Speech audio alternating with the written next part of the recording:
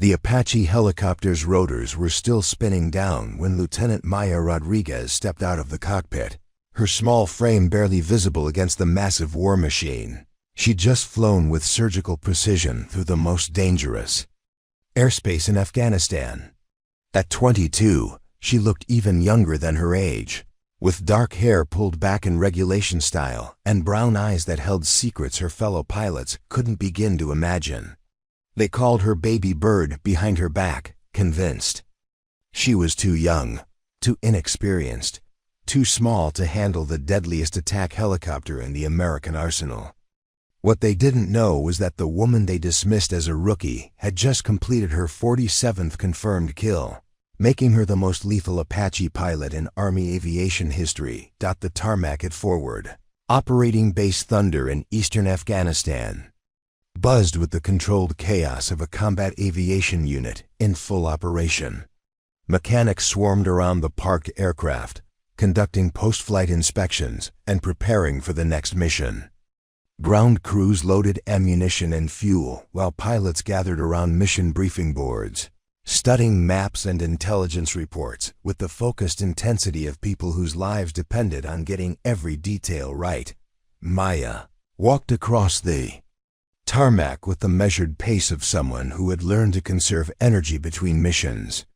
Her flight suit bore the standard patches and insignia of the 1st Battalion, 227th Aviation Regiment, but what wasn't visible were the classification stamps on her personnel file that would have shocked every person on the base.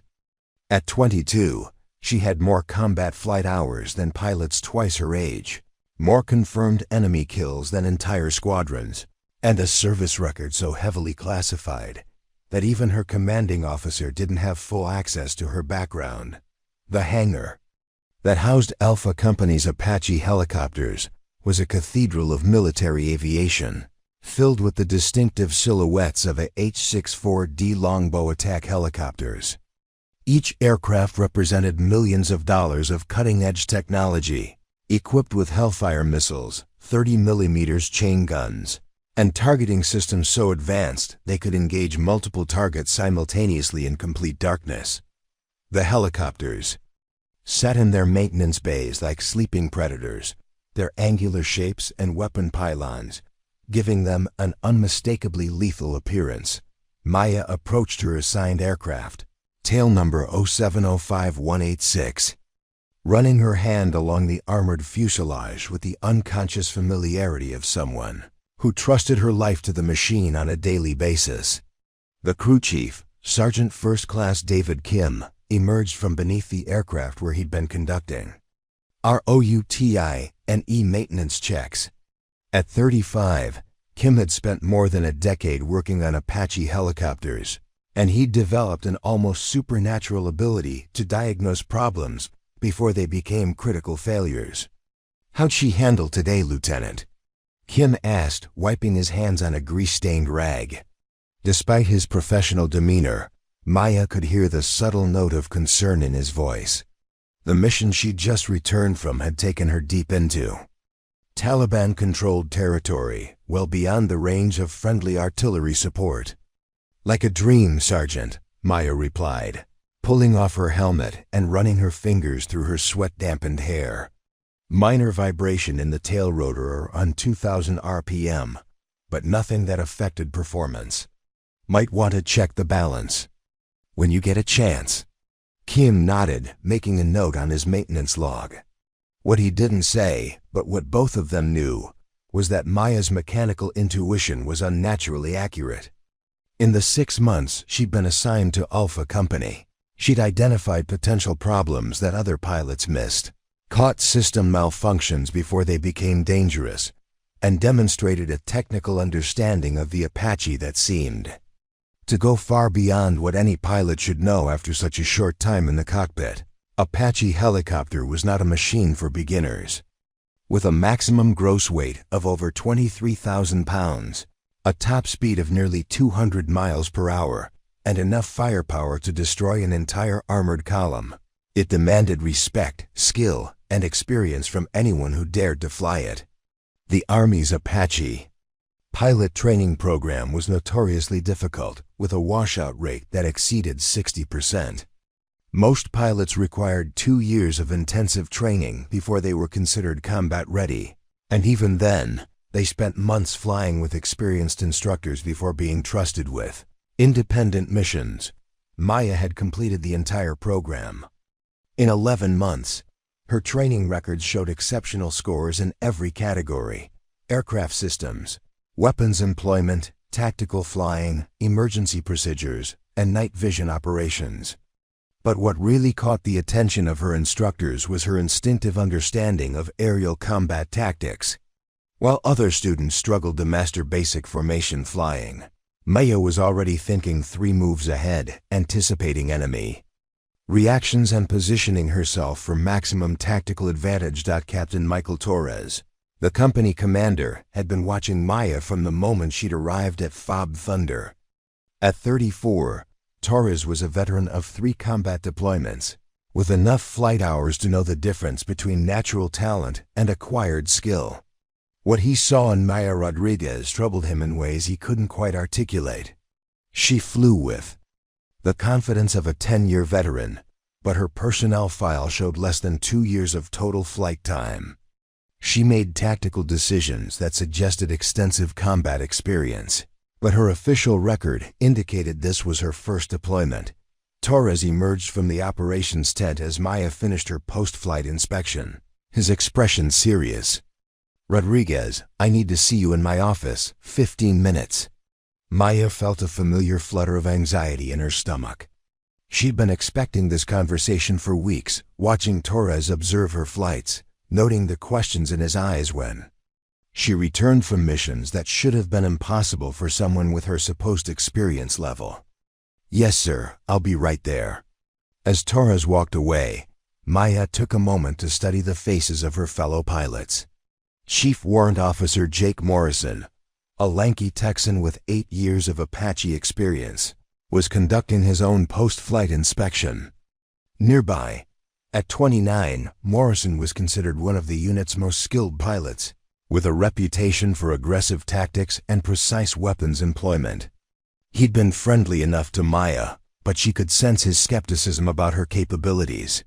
"Hey, baby bird," Morrison called out, his voice carrying the casual condescension that had become routine. "How'd the milk run go today? Hope you didn't get too scared out there by yourself." The nickname stung, but Maya had learned to hide her reactions. Morrison and the others saw her youthful appearance and assumed she was getting easy missions, flying routine patrols in safe areas while the experienced pilots handled the dangerous work. What they didn't know was that Maya's milk runs took her into the most heavily defended areas of the battlefield, engaging targets that other pilots were specifically ordered to avoid. "Just routine reconnaissance, sir," Maya replied, using the cover story that had been carefully constructed to explain her frequent solo missions. "Nothing worth reporting." Morrison nodded, his attention already shifting to his own aircraft. Like most of the pilots in Alpha Company, he'd been briefed on Maya's background through official channels: young pilot, recent flight school graduate, assigned to the unit for initial combat experience under carefully controlled conditions. It was a plausible story, and it explained why she seemed to get special treatment from the command structure. What Morrison didn't know was that Maya's routine reconnaissance missions were actually deep strike operations against high-value targets identified by military intelligence. While he and the other pilots flew standard close air support missions, Maya was conducting solo hunter-killer operations against Taliban commanders, weapons caches, and supply convoys. Her mission briefings came directly from Joint Special Operations Command, and her target lists were classified at levels that required security clearances most pilots didn't possess. The operations tent was a hub of constant activity, with intelligence analysts monitoring radio intercepts, operations officers tracking friendly and enemy positions, and communications specialists maintaining contact with higher headquarters. Large screen displays showed real-time battlefield information, including the positions of all American aircraft, known enemy locations, and restricted areas where friendly ground forces were operating. Maya made her way through the organized chaos, nodding to personnel she recognized but avoiding extended conversations. The fewer people who paid attention to her, the better. Her entire presence at Phobe Thunder was built on a carefully constructed cover identity, designed to hide her true mission and background from everyone except a select few individuals with the highest security clearances, preparing and narrating. This type of story took us long efforts and hard work. So if you are enjoying the story, please consider subscribing to our channel. Captain Torres was waiting in his office, a cramped space lined with maps, intelligence reports, and the accumulated paperwork of commanding a combat aviation unit. His desk was covered with mission folders, personnel evaluations, and classified briefings that arrived daily from higher headquarters. Torres had been reviewing Maya's file for the past hour, trying to reconcile what he observed with what the official records told him. Maya knocked on the doorframe and entered when Torres gestured for her to sit. She maintained perfect military bearing, but Torres could see the tension in her shoulders, the slight tightness around her eyes that suggested she knew this conversation was inevitable. "Rodriguez," Torres began, leaning back in his chair, "I've been watching your performance for 6 months now, and I need to ask you some direct questions." Maya kept her expression neutral. "Yes, sir. Your flight records show exceptional performance across every category. Your mission success rate is literally perfect. Not good, not excellent, but perfect. In 6 months of combat operations, you haven't missed a single target, haven't required backup support, and haven't reported any mechanical issues or tactical difficulties." Torres paused, studying her face. "That's not normal for any pilot, much less someone with your supposed experience level." The room was quiet except for the distant sound of helicopter rotors and the hum of air conditioning. Maya could feel sweat beginning to form on her palms despite the cool air. She'd known this moment would come eventually. The cover story that protected her real identity was designed to withstand casual scrutiny, but an experienced commander asking the right questions could uncover inconsistencies that would be difficult to explain. "Sir, I've been fortunate to have excellent training and good intelligence support," Maya replied carefully. "The missions I've been assigned have been well planned and executed according to standard procedures." Torres pulled out a thick folder, marked with classification stamps. "Rodriguez, this is your official personnel file as provided by Army Human Resources Command. According to this document, you graduated from flight school 18 months ago, completed your Apache transition training 8 months ago, and this is your first combat assignment." He opened the folder and read from the first page.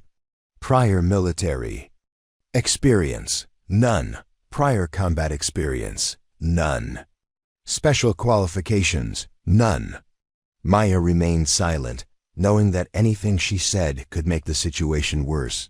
Torres closed the folder and looked directly at her. "Now let me tell you what I've observed. You fly with the tactical instincts of a veteran combat pilot. You understand Apache systems better than mechanics who've been working on them for years. You complete missions that I wouldn't assign to pilots with twice your supposed experience. And most importantly, your mission briefings come from levels of command that don't typically concern themselves with rookie pilots." The silence stretched between them like a physical presence. Maya realized that Torres had been conducting his own investigation, probably for weeks, trying to understand the contradiction between her official background and her actual performance. She respected his diligence, but she also knew that pushing too hard could activate security protocols that would end his career along with her cover identity. "Sir," Maya said finally, "I understand your concerns, but I'm not authorized to discuss details beyond what's in my official file. If you have questions about my mission assignments or background, I'd recommend contacting Lieutenant Colonel Martinez in the S2 shop." Torres nodded slowly. Lieutenant Colonel Martinez was the battalion intelligence officer, and Torres had already tried to arrange a meeting with him. Martinez had been politely evasive, citing classification issues and suggesting that Torres should focus on Maya's current performance rather than her background. It was the kind of response that confirmed Torres's suspicions while providing no actual information. "Rodriguez," Torres said, his voice taking on a more formal tone, "I'm not trying to create problems for you or compromise any classified operations, but I'm responsible for the safety and effectiveness of every pilot in this company.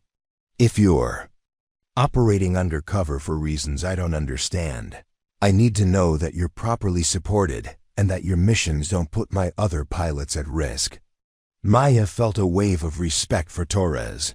He was asking the right questions for the right reasons, trying to balance his command responsibilities with operational security requirements.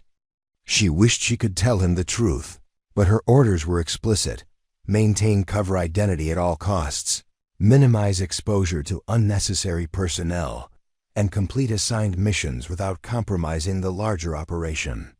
"Sir, I can assure you that my missions are carefully coordinated with all relevant command elements. I'm not operating independently, and my activities don't conflict with company operations or put other personnel at risk." Torres studied her face for a long moment, then nodded. "All right, Rodriguez. I'm going to trust you on this, but I want you to know that I'll be watching. If your situation changes, if you need support, or if anything happens that affects my ability to command this company effectively, I expect you to come to me immediately." "Yes, sir, I understand." As Maya left Torres's office, she felt the weight of maintaining her double life more acutely than ever. The cover story that protected her real identity was holding, but barely. Torres was too experienced and too observant to be fooled indefinitely.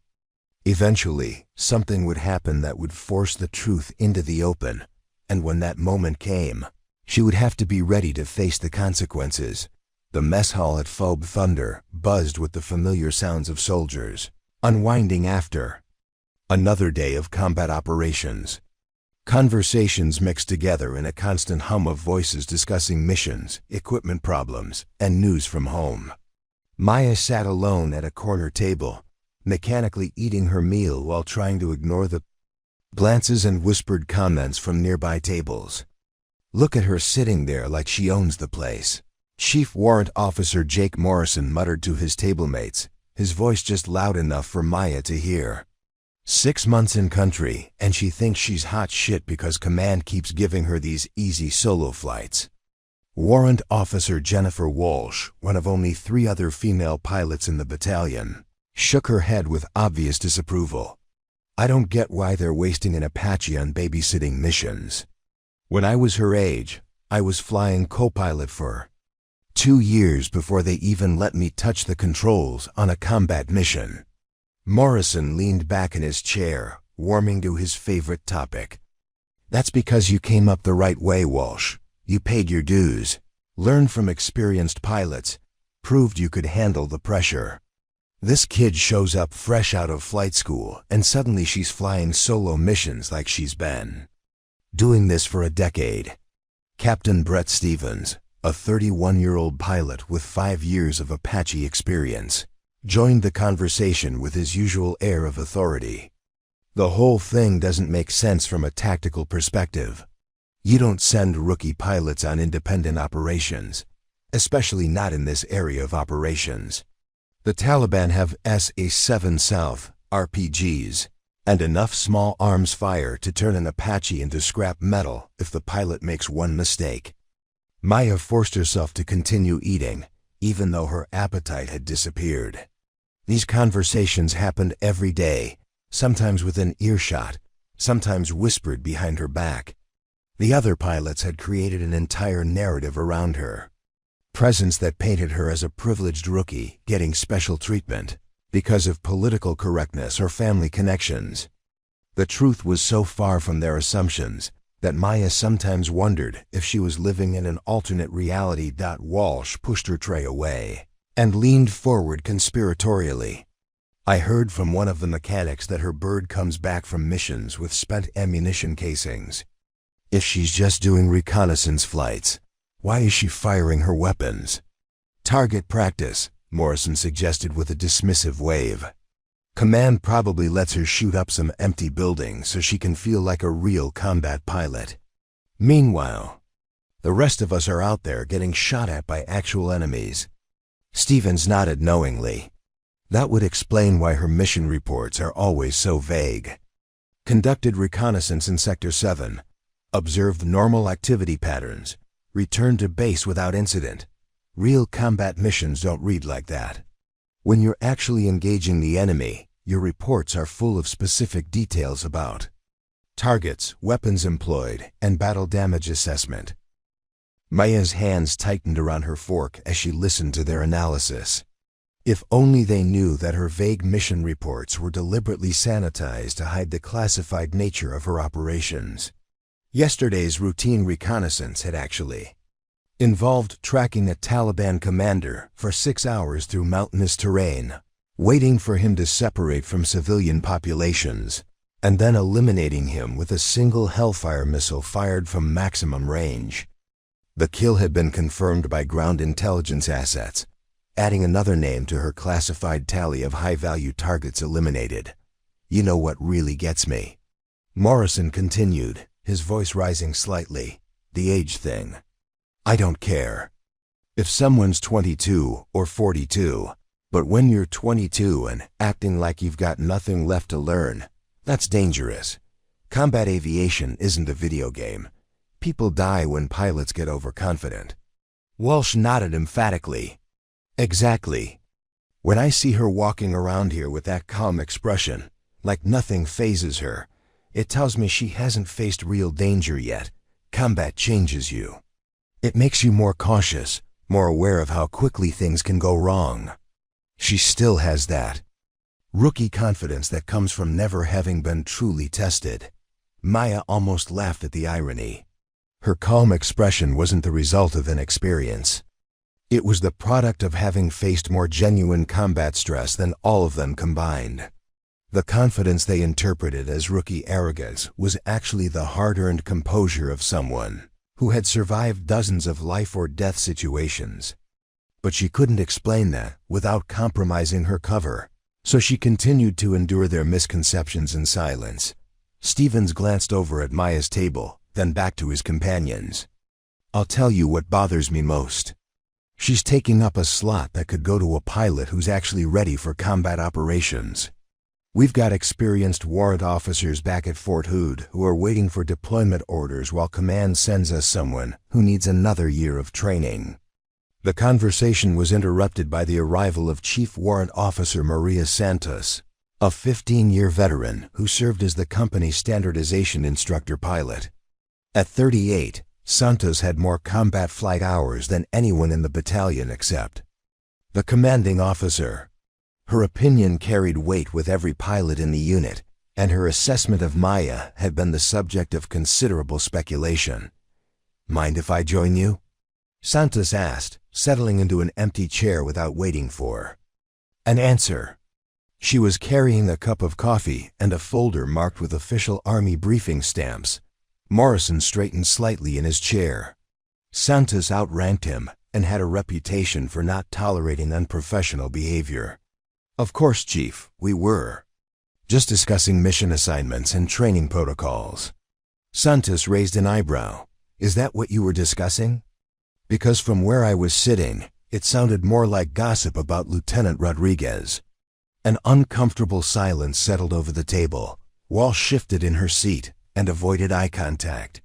Stephen suddenly became very interested in his remaining food. Morrison, to his credit, met Santos's gaze directly.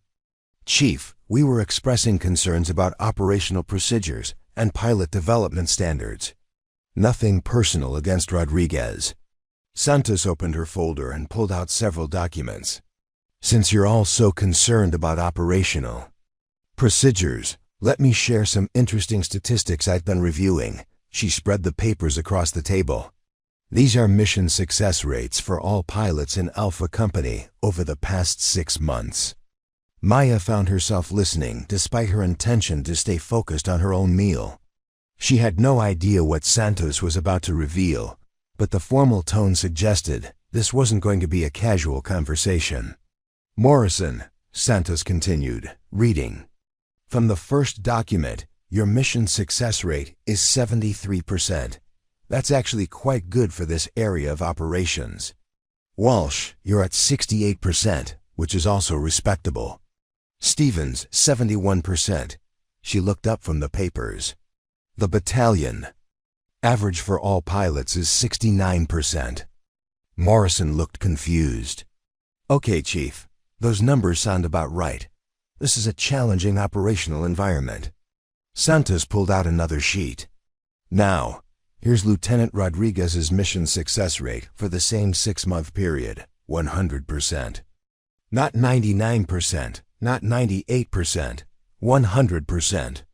Perfect mission completion with 0 failures, 0 aborted missions, and 0 incidents requiring backup support. The table fell silent. Maya felt her stomach clench as she realized where this conversation was heading. Santos was sharing information that came dangerously close to exposing the classified nature of her. Operations. Walsh found her voice first. Chief, that's impossible. Nobody maintains a perfect mission success rate in combat operations. There are too many variables, too many things that can go wrong. You're absolutely right, Santos replied. It is statistically impossible for a pilot with Lieutenant Rodriguez's supposed experience level to achieve these results through normal operations. She paused, letting the implications sink in, which raises some interesting questions about what kind of mission she's actually flying. Stevens leaned forward. What are you saying, Chief? That her missions aren't what they appear to be. Santos carefully gathered the papers and returned them to her folder. I'm saying that before any of you continue making assumptions about Lieutenant Rodriguez's capabilities, you might want to consider that there's more to her situation than meets the eye. Morrison wasn't ready to let go of his position. With all due respect, Chief, perfect statistics don't necessarily mean perfect performance. If someone's getting easier missions, their success rate is going to look better than pilots who are facing real challenges. Santos stood up and looked down at Morrison with an expression that made him shift uncomfortably in his seat. Morrison, let me ask you a hypothetical question. If you discovered that a pilot in your unit was actually one of the most skilled aviators in the Army, but was operating under circumstances that required her to hide her true capabilities, how would you feel about the assumptions you've been making? The question hung in the air like smoke from a crashed helicopter. Maya felt every muscle in her body tense as she realized that Santos knew something about her real background. The standardization instructor pilot had access to training records and performance evaluations that might contain clues about her actual qualifications. Walsh broke the silence first. Chief, are you telling us that Rodriguez has more experience than her file indicates? I'm telling you that making judgments about fellow soldiers based on incomplete information is unprofessional and potentially dangerous, Santos replied. And I'm suggesting that all of you focus on your own performance instead of speculating about someone else's. As Santos walked away, the remaining pilots sat in uncomfortable silence. Maya could feel their eyes on her, could sense the shift in their thinking as they processed what had just been said. The conversation had planted seeds of doubt about their assumptions, but it had also raised new questions that could be even more dangerous to her cover. Morrison was the first to speak. Well, that was cryptic as hell, Stevens nodded slowly. Santos knows something we don't. The question is what, and why is it classified? Walsh looked directly at Maya for the first time since the conversation began. Rodriguez, you want to enlighten us about what Chief Santos was talking about. Maya finished her last bite of food and stood up, gathering her tray. I think Chief Santos was pretty clear. We should all focus on our own missions and avoid making assumptions about things we don't understand. As she walked toward the exit, Maya could hear them resume their conversation in hushed tones. The dynamic had shifted, but not necessarily in a direction that made her life easier. Now, instead of simply dismissing her as an inexperienced rookie, they were suspicious about her true background. Suspicion could lead to investigation, and investigation could expose secrets that were never meant to see daylight. Maya disposed of her tray and walked out into the Afghan evening. The sun was setting behind the mountains, painting the sky in shades of orange and purple that reminded her of better times and better places. In a few hours, she would receive her next mission briefing, probably another classified operation that would take her deep into enemy territory. While her fellow pilots assumed she was conducting routine patrols, the loneliness of her situation struck her with unexpected force. She was surrounded by skilled pilots who shared her profession and her dangers, but she couldn't share her experiences with any of them. Every conversation was carefully measured, every response calculated to maintain her cover. She had no friends, no confidants, no one who understood what she was actually facing on her daily missions. Her phone buzzed with an encrypted message from Lieutenant Colonel Martinez. Report to S2 at 2,200 hours for mission briefing. Come alone. Tell no one. Maya deleted the message and looked around the compound. In 3 hours, she would learn about her next target, study intelligence photos, and plan another solo mission into the most dangerous areas of the battlefield. And tomorrow, her fellow pilots would continue to assume she was getting special treatment because she was too young and inexperienced for real combat operations. The irony was so complete it was almost funny. Almost. The maintenance hangar at 300 hours was supposed to be empty, except for the night shift mechanics performing routine inspections. Maya had chosen this time deliberately, knowing that most of the pilots would be asleep and the few who were awake would be in the operations center preparing for dawn missions. She needed to inspect her Apache's weapon systems without drawing attention, but as she approached her aircraft, she noticed Sergeant First Class Kim already working beneath the fuselage with a diagnostic tablet. "Evening, Lieutenant," Kim said without looking up from his screen. "Couldn't sleep either?" Maya felt a flutter of concern.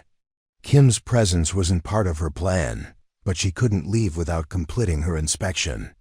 Tomorrow's mission required absolute confidence in her aircraft's capabilities, and she'd learned never to take mechanical reliability for granted. Just wanted to check the targeting system calibration before tomorrow's flight.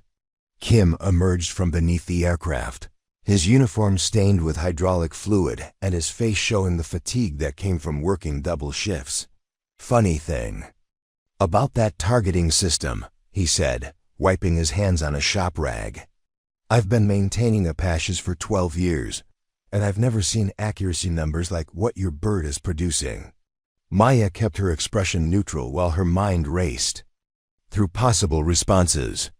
Kim's access to maintenance data meant he could see information that other personnel couldn't, including weapons employment statistics that were supposed to be classified. The system seems to be functioning within normal parameters. Normal parameters, Kim repeated, pulling up a screen on his diagnostic tablet. "Lieutenant, your weapon's accuracy rate is 98.7%. The Apache's design specification calls for 85% accuracy under ideal conditions. Even our best pilots average around 78% in actual combat." He looked up from the screen. "So, either you're the luckiest pilot in the Army, or you're doing something that isn't in the manual." Maya climbed up to inspect the 30mm chain gun mounting, using the physical activity to buy time while she formulated a response. Kim's observation was accurate but dangerous. Her exceptional accuracy rates were the result of specialized training and targeting techniques that weren't taught in standard Apache courses. Explaining them would require revealing capabilities that were supposed to remain hidden. "Sergeant, I spend a lot of time studying the targeting system specifications and practicing engagement procedures," Maya said, checking the gun's elevation mechanism. Maybe I'm just naturally good at this particular skill set. Kim laughed, but not unkindly. Lieutenant, I've worked with pilots who were naturally gifted, and I've worked with pilots who were obsessively dedicated to perfection. What you're demonstrating goes beyond both of those categories. He paused, studying her face in the dim hangar lighting. I've also worked with pilots who had specialized training that they couldn't talk about. The implications of Kim's statement hung between them like unexploded ordnance. Maya realized that the maintenance chief had been conducting his own investigation, probably correlating her performance data with his extensive experience maintaining aircraft for pilots with various backgrounds and training levels. His conclusion was getting dangerously close to the truth. Sergeant, I appreciate your attention to detail, but I'm not sure what you're suggesting. Kim set down his tablet and looked directly at her. Lieutenant, I'm suggesting that someone with your level of precision doesn't develop those skills by accident. The way you handle that aircraft, the modifications you request, the specific ammunition loads you prefer, it all points to training that goes way beyond what they teach. At Fort Rucker, Maya climbed down from the aircraft, considering her options. Kim was too experienced and too observant to be deflected with standard explanations. At the same time, his security clearance level meant she couldn't share classified information about her background. She needed to find a middle ground that would satisfy his curiosity without compromising operational security. Sergeant, hypothetically speaking, if a pilot had received additional training that wasn't reflected in their official records, would that create problems for maintenance procedures? Kim's expression shifted as he processed her carefully worded question. Hypothetically speaking, it would explain a lot about your performance characteristics. It would also mean that I should probably adjust my maintenance schedules to account for the additional stress you're putting on certain systems. Maya nodded slowly. That might be a good idea, hypothetically. Their conversation was interrupted by the sound of footsteps approaching through the hangar. Maya turned to see Chief Warrant Officer Morrison walking toward them, his flight suit indicating that he was preparing for an early morning mission. His presence complicated an already delicate situation, particularly given his recent comments about her supposed inexperience. Rodriguez, Kim, Morrison nodded to both of them. You're up early. Or maybe you never went to bed. Just checking some system parameters, Maya replied, hoping to keep the conversation brief and professional. Morrison walked around her Apache, his experienced eye noting details that most people would miss. This is a sweet bird, he said, running his hand along the fuselage. Fully loaded with Hellfires, chain gun ammunition, and enough fuel for extended operations. He looked at Maya with curiosity. Pretty heavy weapons load for a reconnaissance mission. Kim and Maya exchanged glances. Morrison's observation was accurate and problematic. Maya's aircraft was configured for deep strike operations, not the routine patrols that her cover story suggested. The ammunition load alone was enough to raise questions about the true nature of her missions. Standard configuration, Maya said. Hoping Morrison wouldn't press the issue, Morrison walked to the nose of the aircraft and examined the chain gun installation. Interesting. This gun shows signs of recent firing, but the barrel wear pattern is unusual. He looked up at Kim. How many rounds has this system fired in the past month? Kim hesitated, clearly understanding that his answer could expose information that Maya preferred to keep private. I'd have to check the maintenance logs for exact numbers. Ballpark estimate, Morrison pressed. Maya intervened before Kim could respond. Morrison, is there something specific you need? Or are you just conducting an impromptu inspection of my aircraft? Morrison straightened, his expression shifting to something more formal. Actually, Rodriguez, there is something I wanted to discuss with you. I've been thinking about our conversation yesterday, and I realize I may have been unfair in some of my comments. Maya felt a mixture of surprise and suspicion. Morrison's previous interactions with her had been consistently dismissive, and this sudden change in attitude seemed out of character. "I appreciate that, but it's not necessary." "No, it is necessary," Morrison continued. "Santos made some points that got me thinking about assumptions and incomplete information. I've been in this business long enough to know that there's usually more to any situation than what appears on the surface." Kim watched the exchange with obvious interest, probably recognizing that Morrison was acknowledging something significant about Maya's background without explicitly stating what that something might be. Morrison walked closer to Maya, his voice dropping to a more confidential tone. "Rodriguez, I don't know what your story is, and I'm not asking you to tell me.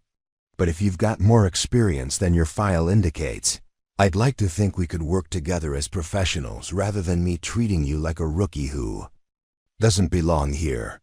Maya studied Morrison's face, trying to determine whether his apparent change of heart was genuine or whether this was some kind of test designed to elicit information about her background.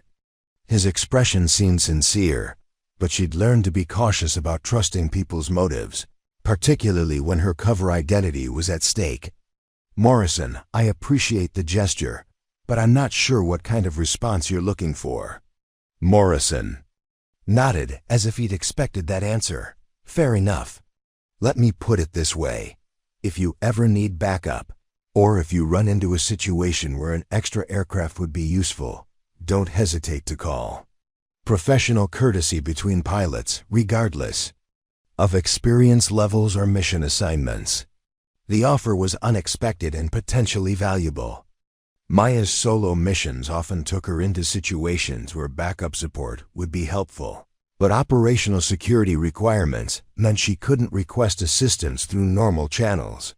Having Morrison's unofficial offer could provide options if she found herself in serious trouble. "That's generous of you, Morrison. I'll keep it in mind." Morrison nodded and began walking toward his own aircraft. "Kim, make sure Rodriguez's bird is in perfect condition. Something tells me she's going to need every advantage she can get." After Morrison disappeared into the maze of parked helicopters, Kim turned back to Maya with raised eyebrows. "That was interesting. Morrison doesn't usually offer backup support to pilots he considers inexperienced. Preparing and narrating this type of story took us long efforts and hard work. So if you are enjoying the story, please consider subscribing to our channel." Maya began gathering her equipment, preparing to leave before more people arrived at the hangar. "People change their minds sometimes, or they figure out that their initial assessments were wrong," Kim suggested. He pulled up another screen on his diagnostic tablet. "Lieutenant, I've been looking at your flight data, and there's something else that doesn't add up." Maya paused, dreading what Kim might have discovered next. "Your flight patterns," Kim continued. "According to GPS tracking data, you're operating in areas that are specifically designated as high-threat zones. Not occasionally, but consistently. Every mission takes you into areas where we've lost aircraft to enemy fire." Maya felt her stomach tighten. GPS tracking data was automatically recorded and stored, but most people didn't have access to the detailed flight path information that Kim was describing. His ability to analyze her actual operational areas meant he could potentially expose the classified nature of her missions. "Sergeant, I fly where I'm assigned to fly. Mission planning isn't my responsibility." Kim shook his head. "That's just it, Lieutenant. I've been comparing your flight patterns with official mission assignments, distributed through normal channels. Your actual routes don't match any of the reconnaissance missions listed in the daily flight schedules." The conversation had crossed into extremely dangerous territory. Kim's analysis was accurate enough to compromise operational security if he shared his observations with the wrong people. Maya needed to end this discussion without confirming his suspicions, while also ensuring his discretion. "Sergeant, I think you're reading too much into routine data variations. GPS systems aren't perfect, and flight plans often require real-time Adjustments based on weather and tactical conditions. Kim studied her face for a long moment, then slowly nodded. You're probably right, Lieutenant. GPS systems can be unreliable, and data interpretation isn't really my area of expertise. He paused, then added quietly, but if someone wanted to review this information more carefully, they'd probably want to make sure the data was properly classified and access was limited to appropriate personnel. Maya understood the implicit message. Kim was offering to restrict access to the flight data that could expose her cover, but he was also making it clear that he knew more than he was saying. His offer of discretion came with the understanding that she wasn't just another rookie pilot flying routine missions. I appreciate your attention to data security, Sergeant. Proper classification of sensitive information is always important. Kim powered down his diagnostic tablet and began packing his tools. Lieutenant, I don't know what you're really doing out there, and I don't need to know. But I want you to understand that your aircraft is getting the best maintenance support I can provide. Whatever mission you're flying, you'll have the most reliable bird in the inventory. Maya felt a wave of gratitude toward the experienced maintenance chief. Kim had figured out enough to understand that her operations were more dangerous than they appeared, and he was responding by ensuring her aircraft received the highest level of technical support. His discretion and professionalism were exactly what she needed to continue operating effectively. Thank you, Sergeant. I appreciate everything you do to keep us flying safely.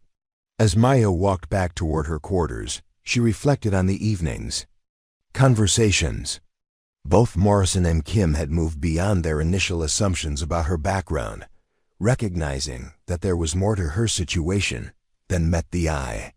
Their evolving understanding was helpful in some ways, but it also created new risks. The more people who suspected she wasn't what she appeared to be, the greater the chance that someone would ask the wrong questions or share their suspicions with the wrong people.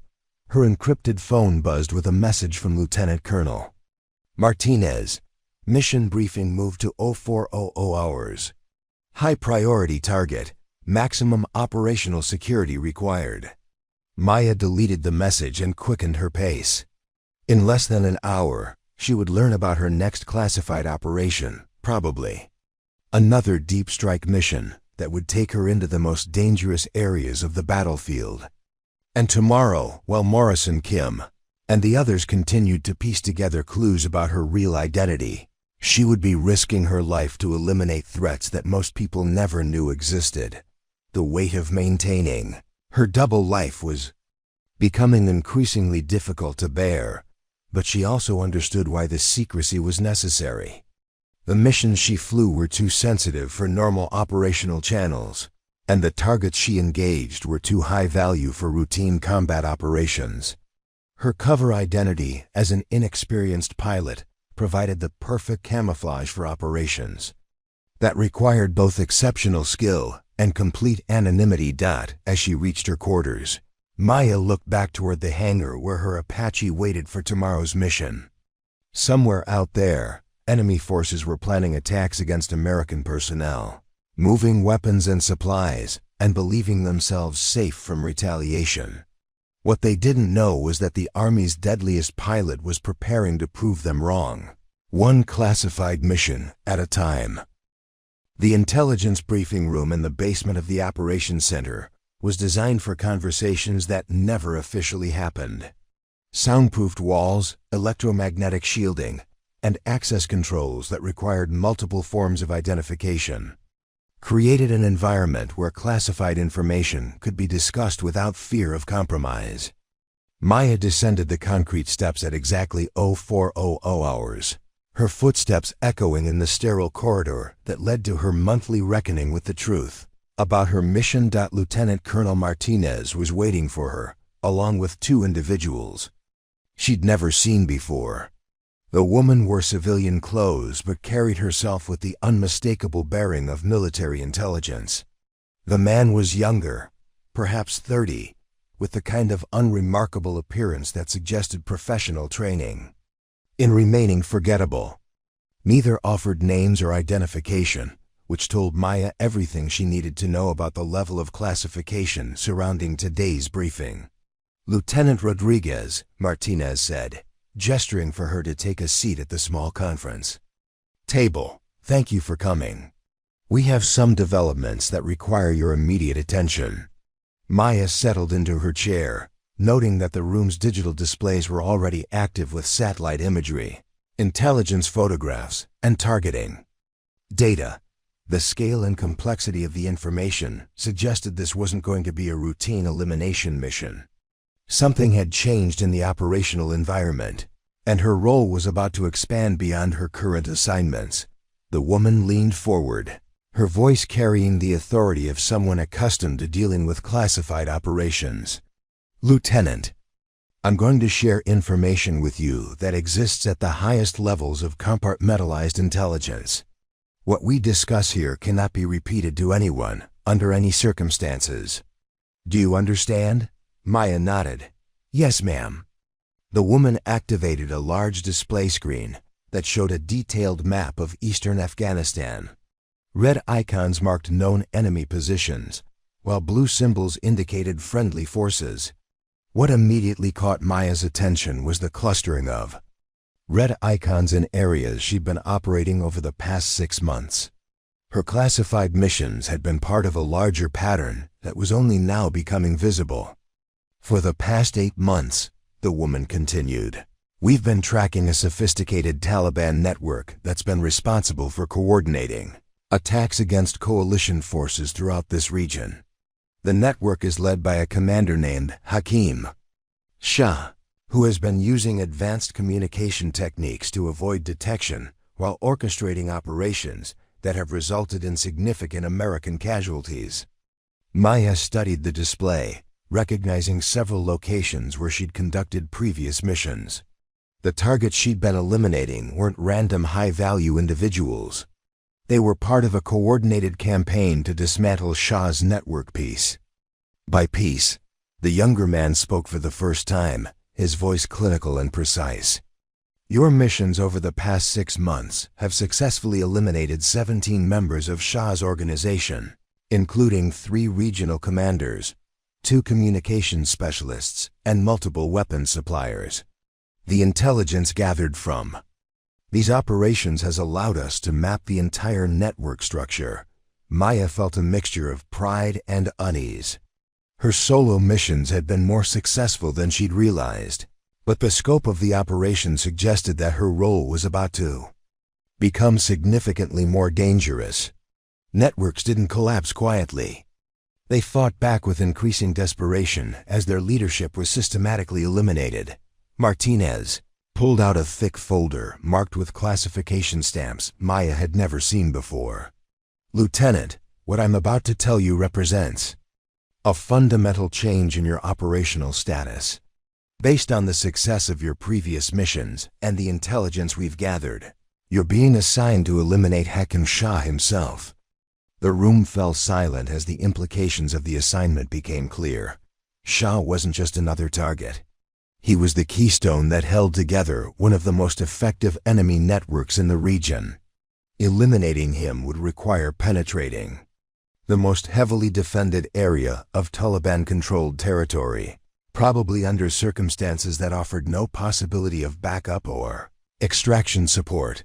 The woman activated another display showing detailed intelligence photographs of a mountain compound. Shah operates from a fortified position approximately 60 kilometers northeast of here. The compound is protected by multiple surface-to-air missile sites, early warning radar, and an estimated 40 to 60 fighters armed with advanced weapons. Maya studied the photographs, automatically analyzing approach routes, defensive positions, and potential vulnerabilities. The compound was situated on a mountain peak with commanding views of all approach routes. Any aircraft attempting to reach the target would face coordinated defensive fire from multiple positions, making a successful attack extremely difficult. "Ma'am," Maya said carefully, "this target profile suggests a mission that would normally require multiple aircraft and extensive support. Are you asking me to conduct a solo attack against a facility of this type? The younger man leaned forward. Lieutenant, conventional attack profiles have been considered and rejected. Shah's defensive preparations are specifically designed to defeat multi-aircraft formations using standard tactics. Our analysis indicates that a single aircraft, operated by a pilot with exceptional skills, would have a better chance of success than a larger force using predictable approaches. Maya understood the logic, but she also recognized the enormous risks involved. Solo missions against heavily defended targets required not just exceptional flying skills, but also the kind of tactical innovation that could only come from extensive combat experience. The planners were betting everything on her ability to succeed where conventional operations would fail. Martinez opened his folder and began reading from classified documents. Lieutenant, before we proceed with mission planning, there are some questions about your background that need to be addressed. Several personnel at this base have expressed concerns about discrepancies between your official records and your observed performance. Maya felt her stomach clench. The investigation she'd been expecting had finally begun, and it was happening at the worst possible time. Any exposure of her real background would compromise not just her cover identity, but also the entire classified operation that depended on her anonymity. Sir, I'm not sure what you're referring to. Martinez looked up from his documents. Captain Torres has submitted a formal inquiry about your qualifications and mission assignments. Chief Warrant Officer Santos has requested clarification about your training background. Even your maintenance chief has asked questions about your aircraft's performance characteristics. He paused, studying her face. The cover story we constructed is beginning to unravel. The woman spoke again, her tone suggesting that this conversation had been planned in advance. Lieutenant, the success of your previous missions has created a situation where maintaining your false identity is becoming counterproductive. Your exceptional performance is drawing exactly the kind of attention we were trying to avoid. Maya realized that she was facing a decision point that would fundamentally change her situation. The classified operation that had brought her to Afghanistan was reaching a critical phase, but the security measures that protected it were also preventing her from operating effectively. Something had to change, and the choice was apparently hers to make. What are you suggesting? Maya asked. The younger man activated another display showing personnel files and organizational charts. We're suggesting that it's time to reveal your true identity to selected personnel who can provide the support you'll need for the Shah mission. Captain Torres, Chief Santos, and a few others would be briefed on your actual background and given appropriate security clearances. Maya considered the implications. Revealing her identity would end 8 months of isolation and deception, but it would also expose her to new risks. The more people who knew the truth about her background, the greater the chance that information would leak to the wrong sources. Who would be briefed, and what would they be told? Martinez consulted his documents. Torres would learn that you're operating under classified orders, and that your missions are coordinated at levels above his command authority. Santos would be given access to your actual training records and performance evaluations. Your maintenance chief would receive technical specifications that explain your aircraft's unique configuration requirements.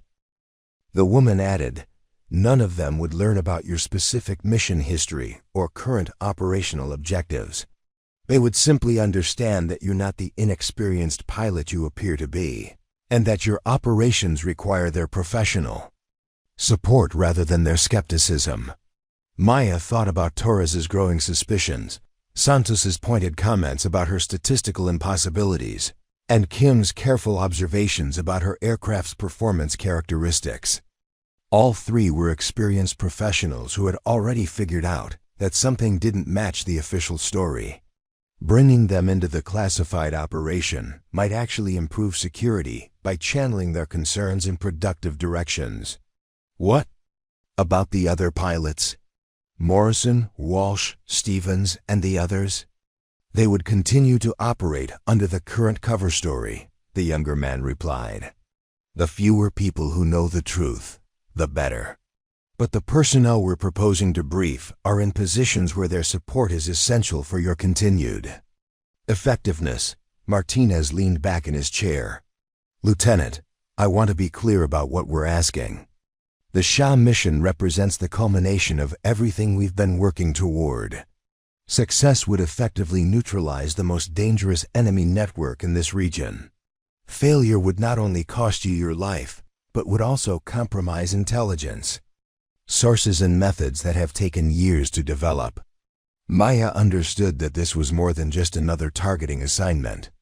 The Shah mission was designed to test whether a single pilot, operating with complete autonomy and exceptional resources, could accomplish what conventional military operations couldn't achieve.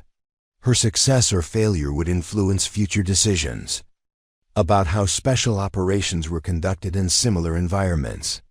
I need to understand the timeline and support requirements, Maya said. The woman activated a detailed mission planning display. The target window opens in 72 hours, when Shah is scheduled to meet with regional commanders at the mountain compound. Intelligence indicates this will be the first time in over a year that he's exposed himself to direct attack. If we miss this opportunity, it may not come again. Maya studied the timeline, mentally calculating preparation requirements, weather factors, and coordination details. 72 hours was barely enough time to conduct proper mission planning, especially for an operation of this complexity. The tight schedule suggested that external factors were driving the timeline, probably political considerations that didn't take operational realities into account. What about extraction procedures if the aircraft is damaged or if unforced? Down in hostile territory? The room fell silent for several seconds before the younger man responded. Lieutenant, this mission profile doesn't include extraction planning. The target area is too heavily defended and too far from friendly forces to support rescue operations. Success requires returning to base with mission complete. Any other outcome would be problematic. Maya absorbed the implications of his carefully chosen words. The mission planners were asking her to fly deep into enemy territory, attack a fortified position defended by sophisticated weapons, and return successfully without any backup plan if things went wrong. It was the kind of assignment that ended careers, one way or another. I need detailed intelligence on Shah's defensive capabilities, updated weather forecasts, and technical specifications for any equipment modifications required for my aircraft. Maya said finally. Martinez smiled for the first time since the briefing began. I take it that means you're accepting the mission? Maya looked around the room at the faces of people who had planned an operation that would either make her a legend or get her killed. The decision felt inevitable, as if everything in her military career had been leading toward this moment. She was the Army's deadliest pilot, operating in complete secrecy, and now she had the opportunity to prove whether that reputation was deserved. Yes, sir. I accept the mission. The woman began gathering her documents. Excellent. Mission planning begins immediately. You'll have access to our best intelligence analysts, technical specialists, and operational planners. Everything we have is at your disposal. As the briefing concluded and the participants prepared to leave, Maya realized that her situation was about to change dramatically. In 72 hours, she would attempt the most dangerous mission of her career. Before then, selected personnel would learn that she wasn't the inexperienced pilot they thought she was. The carefully constructed fiction that had protected her for 8 months was about to be replaced by a different kind of truth. Walking back through the underground corridor toward the operations center, Maya felt the weight of what she'd agreed to undertake. The Shah mission would test every skill she'd developed, every lesson she'd learned, and every instinct she'd honed through years of combat operations. Success would validate the unconventional approach that had made her the Army's most effective pilot. Failure would end everything, but as she emerged into the pre-dawn darkness of Phobe Thunder, Maya realized that she was no longer afraid of the risks involved. For the first time in months, she was going to be able to operate as herself, with the support of people who understood what she was really trying to accomplish. The isolation and deception were ending, and the real test was about to begin. Torres was reviewing maintenance schedules in his office when the knock on his door came at precisely 0800 hours. He looked up to see Lieutenant Colonel Martinez standing in the doorway, accompanied by a woman in civilian clothes and carrying a briefcase marked with classification stamps Torres had seen only a handful of times in his career. "Colonel Martinez," Torres said, standing immediately. "I wasn't expecting you this morning." Martinez entered the office and closed the door behind him. "Captain, we need to discuss Lieutenant Rodriguez. This conversation is going to be classified at levels that will require you to sign additional security agreements before we proceed." Torres felt his pulse quicken. For weeks, he'd been documenting his concerns about Maya's background and performance, submitting formal inquiries that had been met with evasive responses and bureaucratic delays. The presence of Martinez and the civilian suggested that his investigation had triggered something significant. "Sir, I'm ready to discuss whatever needs to be addressed." The woman opened her briefcase and pulled out several documents. "Captain Torres, I'm Agent Sarah Collins from Army Intelligence. What I'm about to tell you is compartmentalized at the highest levels. Before we continue, I need you to understand that disclosure of this information to unauthorized personnel would constitute a federal crime punishable by decades in prison." Torres nodded, though he felt a chill at the formal warning. "I understand, ma'am." Collins placed a security agreement on his desk. "Please read and sign this document. It acknowledges your understanding of the classification level and your agreement to maintain absolute secrecy about what you're going to learn." As Torres read through the dense legal language, his mind raced through possibilities. The security level was higher than anything he'd encountered in his previous assignments, suggesting that Maya's situation involved operations at the very highest levels of military planning. He signed the document and looked up expectantly. Martinez settled into a chair across from Torres's desk. "Captain, Lieutenant Rodriguez is not who you think she is. Her personnel file, her background, her supposed inexperience, all of it, is a carefully constructed cover identity designed to hide her real mission here." Torres leaned back in his chair, feeling vindicated but also concerned about the implications. "Sir, I suspected there was more to her situation than the official records indicated. Her performance characteristics were inconsistent with her supposed experience level." Collins pulled out a thick folder and opened it on the desk.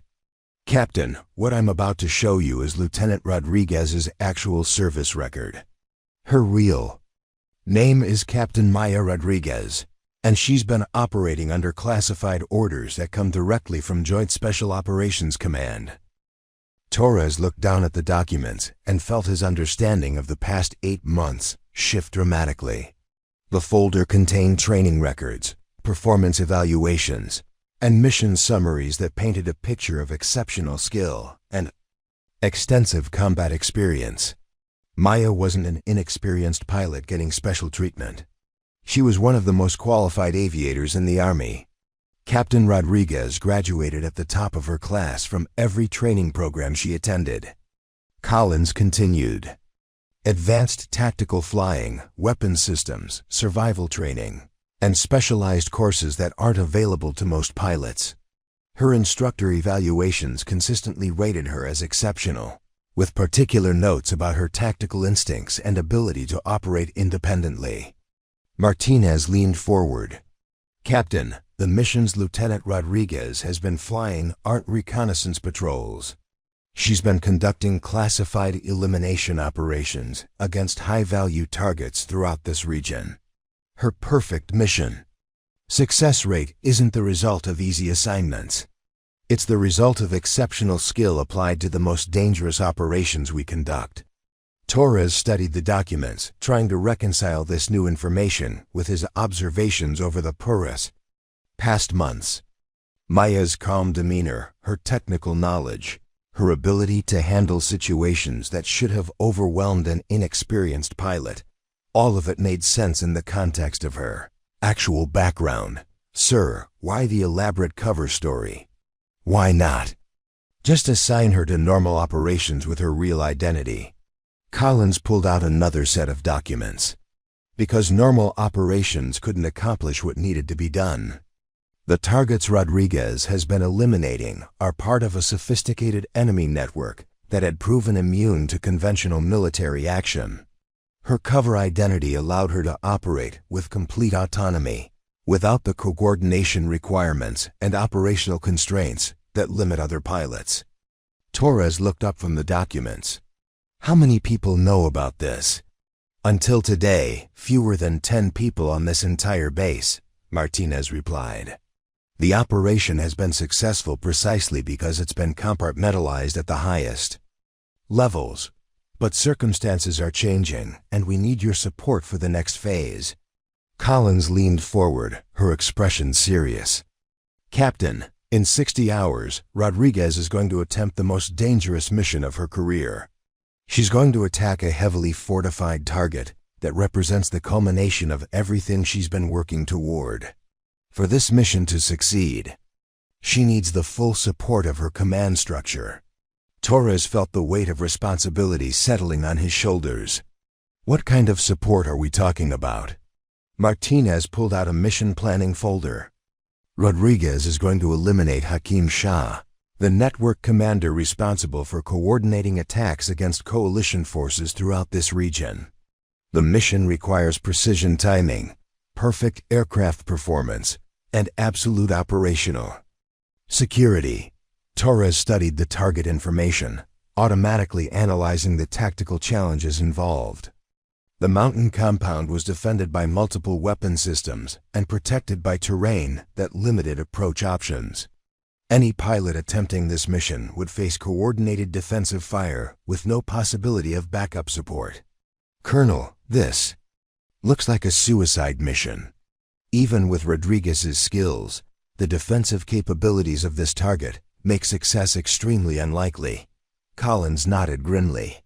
That's why conventional operations were never considered. This mission requires someone who can think beyond standard tactical procedures, someone who can improvise solutions to problems that don't exist in training manuals. Rodriguez is the only pilot we have who possesses those capabilities.